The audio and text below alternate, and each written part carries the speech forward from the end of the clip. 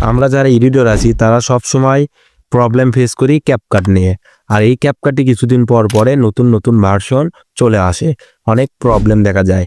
আমরা অনেকে আছি যারা ক্যাপকাট ইউজ করি, তারা প্রবলেম দেখতে পায় যে আমরা ফিল্টার ইউজ করতে পারি না, অনেক সময় দেখতে পাই যে ফন্ট ইউজ করতে পারি না, অনেক সময় দেখতে পাই যে ফিল্টার ইউজ করলাম, ফন্ট ইউজ করলাম কিন্তু এক্সপোর্ট করতে পারি না, অনেক সময় দেখা যায় যে টেমপ্লেট ব্যবহার করতে পারি না। তো আজকে আমি আপনাদেরকে এই সবগুলোর সমাধান দিয়ে দিব। তো এই সব সমস্যার সমাধানের জন্য চলে এসেছে ক্যাপকাট লেটেস্ট ভার্সন 30.5.0, যেটাতে আপনারা সিম্পলি ফ্রিতে একদম সব ধরনের ইফেক্ট ব্যবহার করতে পারেন, সব ধরনের ফিল্টার ব্যবহার করতে পারবেন। তো আপনারা যদি এই লেটেস্ট ভার্সন ক্যাপকাটটা পেতে চান তাহলে আমার এই ভিডিওটা সম্পূর্ণ দেখতে পারেন। তো চলেন বেশি কথা না বলে ভিডিওটা শুরু করি। ফার্স্টে আমরা এখান থেকে ক্যাপকাটটা ওপেন করব। ক্যাপকাটটা ওপেন করার পর এখান থেকে আমরা নিউ প্রজেক্টে ক্লিক দেব। নিউ প্রজেক্টে ক্লিক দেওয়ার পর এখান থেকে আমরা ফটোতে যাব, যাওয়ার পর এখান থেকে একটা ফটো অ্যাড করব। তো সিম্পলি আমি এই ফটোটা অ্যাড করতে চাচ্ছি। তো এই ফটোটা অ্যাড করার পর এখান থেকে আমরা ফার্স্টে আগে দেখব ইফেক্ট। দেখেন এখানে কোনো প্রকারের প্রো লেখা আসবে না, সিম্পলি আপনারা ফ্রি এখানে ইফেক্ট ব্যবহার করতে পারবেন, যে কোনো ধরনের ইফেক্ট। এখানে প্রোতে যাবেন, প্রোতে যাওয়ার পর দেখেন এখানে যে কোনো ধরনের ফিল্টার ব্যবহার করবেন, ইফেক্ট ব্যবহার করবেন।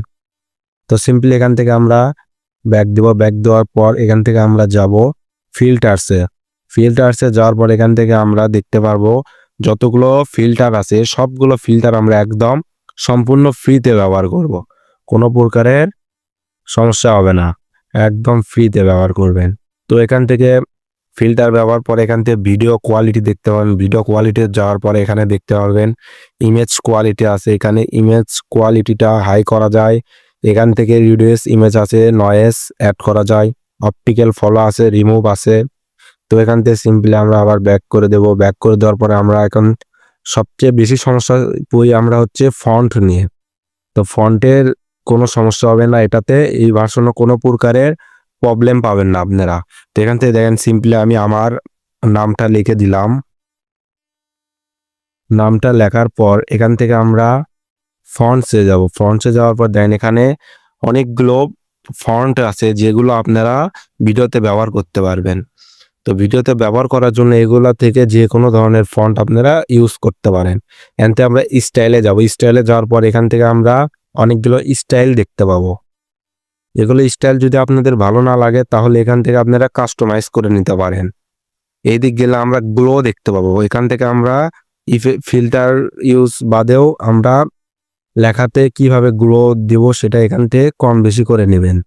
তারপরে এখানে আমরা অ্যানিমেশনে যাব। অ্যানিমেশনে যাওয়ার পর এখান থেকে আমরা অ্যানিমেশন দেখতে পাবো, ফন্টের অ্যানিমেশন। এখান থেকে আপনারা যে কোনো ধরনের অ্যানিমেশন ব্যবহার করতে পারবেন। তো সিম্পলি এখান থেকে আমরা ব্যাক দেব। ব্যাক দেওয়ার পর এখান থেকে আমরা স্টিকার দেখবো। আমরা অনেক ভিডিওতে স্টিকার ব্যবহার করি, তো অনেকে বলেন যে স্টিকারগুলো প্রিমিয়াম দেখায়। তো এখান থেকে আপনারা সিম্পলি ফ্রিতে স্টিকার ব্যবহার করতে পারবেন, যে কোনো ধরনের স্টিকার ব্যবহার করবেন এখান থেকে ফ্রিতে, একদম ফ্রি। তো দেখেন এখানে অনেকগুলো স্টিকার আছে, এখান থেকে যেটা মন চায় সেটা আপনারা ব্যবহার করবেন।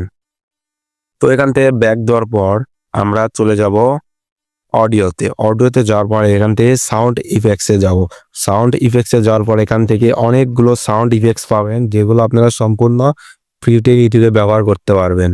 তো এগুলো ব্যবহার করার পর আপনারা একটা সমস্যা পড়েন যে ভাই অনেক ভিডিও এডিট করার পর আমরা এক্সপোর্ট করতে পারি না। তো এক্সপোর্ট করার জন্য দেখেন এই লেটেস্ট ভার্সনে কোনো প্রবলেম পাবেন না, সম্পূর্ণ ফ্রি একদম। দেখেন এখান থেকে আপনার এক্সপোর্টে যাবেন, যাওয়ার পর অটোমেটিকলি এটা এক্সপোর্ট হয়ে যাবে। তো ভিডিও এক্সপোর্ট হওয়ার পর এখান থেকে আপনি ক্লোজ করে দিন। দেওয়ার পর এখান থেকে সিম্পলি ডান করে দিলেন। ডান করে দেওয়ার পর আপনারা ক্যাপকাটে আরেকটি প্রবলেম ফেস করেন, সেটা হচ্ছে টেমপ্লেটস। অনেকে টেমপ্লেটস ব্যবহার করতে পারেন না। ক্যাপকাট 0.5-এ আপনার 13.5.0-তে কোনো প্রকার প্রবলেম পাবেন না। এখান থেকে যে কোনো ধরনের টেমপ্লেট ব্যবহার করতে পারবেন সিম্পলি ফ্রিতে।